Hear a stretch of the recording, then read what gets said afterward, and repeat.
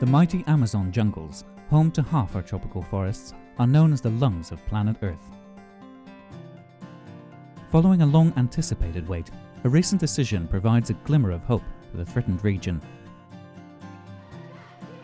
In July 2006, industry leaders, environmental groups and social organizations joined forces in a historic move to protect the remaining forest. The major soya traders operating in Brazil agreed to stop buying soya from newly deforested land in the Amazon, an initiative known as the soya moratorium. Now the industry has announced to extend this moratorium, carrying it through until July 2009. Greenpeace is very pleased with the extension of the moratorium. The involvement of the new Brazilian Environment Minister was a welcome step, and we hope this leads to conditions that will allow for long-term protection and sustainable use of the Amazon rainforest. At least as remarkable as the moratorium itself is the road that led to its establishment.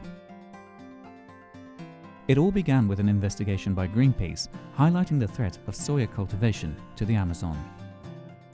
This was followed by an exposure of how large international companies were contributing to the problem by allowing soya from deforestation into their supply chain. In response to that, 2 years ago, those companies made a very decisive decision to stop allowing soya from deforestation into their supply chain. And what's quite interesting is that we have had a very good working relationship with some of the biggest corporate players on the planet. And Greenpeace and McDonald's, Carrefour and others standing together to protect the Amazon is, to our mind, something that we need to see more of. But despite the good news, many dark clouds continue to hang over the Amazon's future. The decision to extend the moratorium is set against the backdrop of a recent increase of deforestation in the region. Soya producers have been using rising food prices and a global increase in the demand for grain to justify further forest destruction. Illegal logging, cattle ranching and climate change are other major threats facing the Amazon. Greenpeace is working for zero deforestation in the Amazon.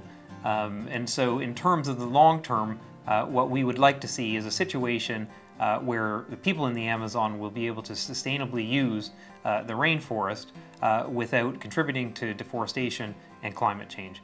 And we think the soya industry taking a responsible approach over the long term will help to achieve that. For another year, the fate of the moratorium has been secured. It's a small but significant step on the long road to safeguard the future of the Amazon.